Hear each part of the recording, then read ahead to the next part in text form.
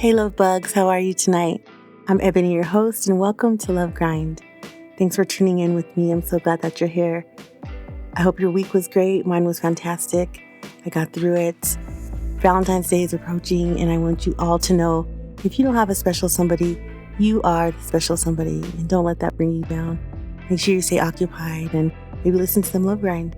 It'll help. And if you are coupled up, please have a great Valentine's Day. And remember, don't just show your love on one day, show it all year round. I just want to let you know I'm not a licensed therapist. So we're just on this mic healing together and trying to figure this out together, this complexity of codependency and love addiction.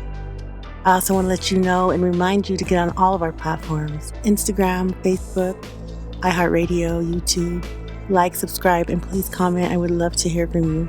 Are you clingy or just codependent? Uncover the shocking truth. We're going to define the two. Let's get right into it. Have you ever wondered if you're just being clingy or if it's something deeper like codependency? First, let's define the two, and so we can draw contrasts between them and kind of see what we're talking about. Codependency is an unhealthy dependence on relationships. The codependent will do anything to hold on to a relationship, to avoid the feeling of abandonment, an extreme need for approval and recognition, a sense of guilt when asserting themselves, a compelling need to control others. And clingy is someone who needs a lot of attention or emotional support. Your clingy friend gets very upset when you hang out with your other pal and you don't invite him or her. There are several ways to be clingy, including being emotionally demanding or possessive. Love bugs, it sounds to me like codependency is a more internal element, as far as clingy is something that you can probably get over if you speak about it with your partner. Have you ever wondered if you're just being clingy or if it's something deeper like codependency?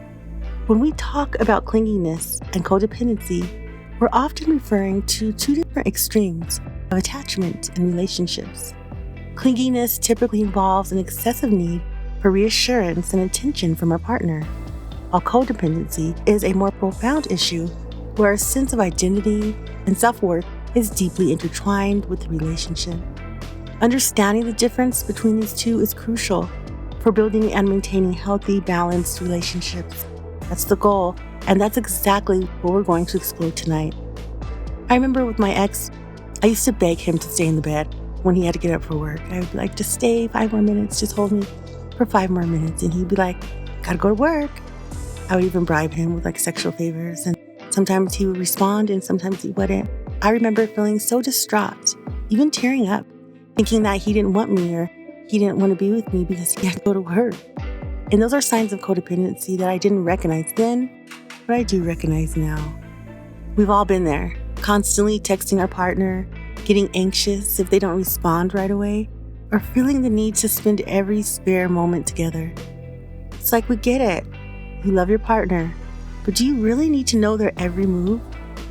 These behaviors might seem harmless, even cute at first, but they can quickly become suffocating and toxic. Think about it. Have you ever found yourself in a situation where you're basically attached at the hip with your partner, and you can't even go to the bathroom without them wondering where you're going? It's funny, but also a bit alarming, right? Clingy behaviors, love bugs, can manifest in many ways. From constant texting and calling to showing up uninvited at your partner's workplace or social events. On the other hand, codependent behaviors involve a deeper emotional reliance on our partner, where we feel like we can't function or be happy without them. For instance, a clingy person might get angry or upset if their partner doesn't respond to their texts right away, while a codependent person might feel like their entire sense of purpose and identity is tied to the relationship. To illustrate the difference, imagine a couple where one partner is always trying to fix the other, even when it's not their problem to fix. This can lead to an unhealthy dynamic where one person feels responsible for the other's happiness, and the other person feels like they can't take care of themselves. It is easy to fall into that trap, but let me remind you, nobody is in charge of your happiness or your self-worth. That's internal. That's something you have to do. And what a great partner you'll be if you know that, if you can regulate that. Codependent relationships often involve a power imbalance, where one person has more control or influence over the other. This can be really subtle, like when one person always gets to decide what restaurant to go to or what movie to watch. Or it can be more overt, like when one person controls the other's finances or social life. Can't let them control the finances. It's essential to recognize these patterns and address them because they can lead to feelings of resentment, anger, and even depression.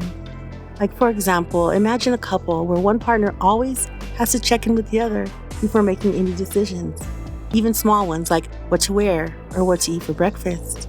This can create a sense of dependency and a lack of autonomy, which can be really damaging to a person's self-esteem and confidence. To further understand the differences between clingy and codependent behaviors, let's consider some real-life examples. Suppose you're in a relationship where your partner always wants to know where you are and who you're with, and they get upset if you don't check regularly. This could be a sign of clinginess. But if you also find yourself feeling responsible for your partner's emotions and well-being, and you're always trying to fix their problems, this is also a sign of codependency. It's essential to recognize these patterns and address them because they can lead to unhealthy and even toxic relationships. You have to have your own things to do. You have to have your own activities, your own friends, because you cannot always be accountable for someone else and how they feel. Say, I'm sorry you feel like that. I wish you didn't. And move on, but I am not going to fix it. Love bugs, I would love to hear from you. Have you ever felt like you were being clingy or codependent in a relationship? Maybe you've been on the receiving end of these behaviors and didn't know how to handle it. I want you to share your stories and experiences in the comments below, and let's get a conversation started. Your insights and perspectives can help others recognize and address these patterns in their own relationships. Here's the shocking truth. Recognizing and addressing clingy and codependent behaviors in ourselves is the first step to building healthier, more balanced relationships. It's not about blaming or shaming ourselves or our partners, but about taking responsibility for our own emotions and needs. When we do this, we open ourselves up to the possibility of a deeper, more meaningful connection with others. We create space for true intimacy and love to flourish, which is what we're trying to do, not be toxic and addicted and pleasure-seeking. We want healthy intimacy. It's a journey, not a destination, and it takes courage and vulnerability. Love bugs, in conclusion, I want you to understand the differences between clinginess and codependency. It's crucial for building those healthy relationships we're striving for. By recognizing these patterns and addressing them, we can break free from these toxic dynamics and create space for true love and connection to flourish. Remember, it's okay to be attached to your partner, but it's not okay to lose yourself in the process. Don't be afraid to seek help if you need it. If you like this topic, be sure to like and subscribe for more content on relationships, self-improvement, and personal growth, love addiction, and codependency. Check out some of our previous topics on healthy communication in relationships, and let me know in the comments what you think about tonight's topic. Your support and engagement mean the world to me, and I'm grateful to have you as part of my community. Thanks for watching Love Grind. Use your heart in all the decisions you make this week and empathy, starting with yourself first. And until next time, I'm out.